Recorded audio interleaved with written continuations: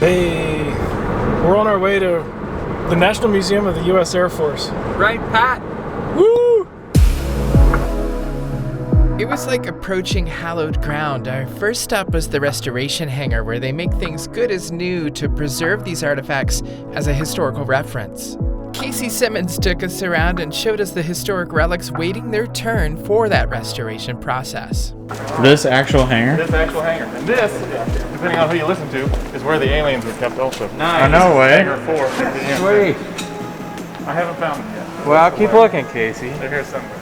Hey, we liked Casey so much we went back and profiled his work to take a deep dive into the restoration team's projects. Click on the link above. But there was something about the late afternoon light filtering into the hangar where the Roswell UFO was allegedly taken, illuminating one-of-a-kind airplanes like Streak Eagle that I just can't even put into words.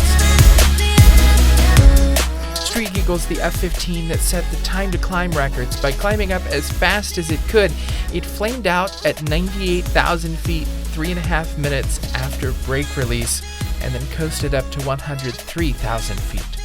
The Boeing X-32 is one silly-looking machine. It lost the bid to be the Joint Strike Fighter to the F-35. It sits with that signature grin, waiting its turn to be restored and to make its way into the main museum. Speaking of which, let's head over there. The Valkyrie, Yeah. X-15, and then there's a couple of wild cards that are like, depending on your interest, you know, depending on what you think is neat. If you're like a space geek, there's a Definitely space stuff. Yeah. Apollo 15 and the Space Shuttle Trainer, Yeah. that sort of thing.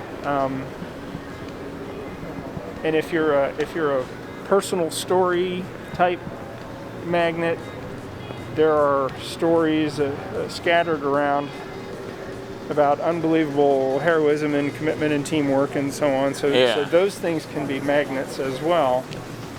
So there's something really for every interest in here.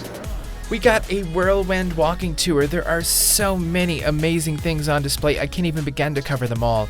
Of course, there's the remaining Valkyrie, but all the other bombers are pretty cool too. So you have like two ends of a spectrum here, exactly. The B-36 and the B-2. And this is as close as you'll get to a B-2 anywhere without getting an asphalt sandwich from security forces. Yeah.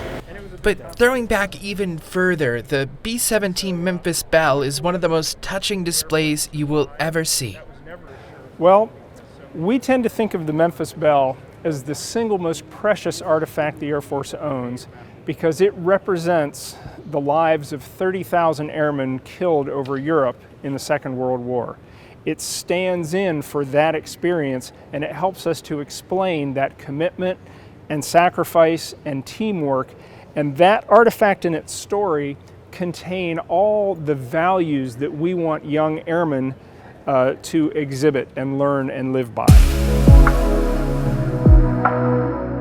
The whole museum is first rate.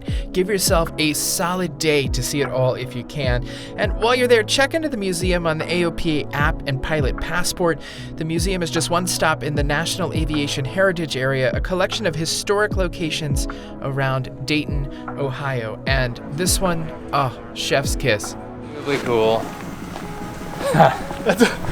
I don't have words. I don't have words. That was insane. That was incredible. My cup overflows.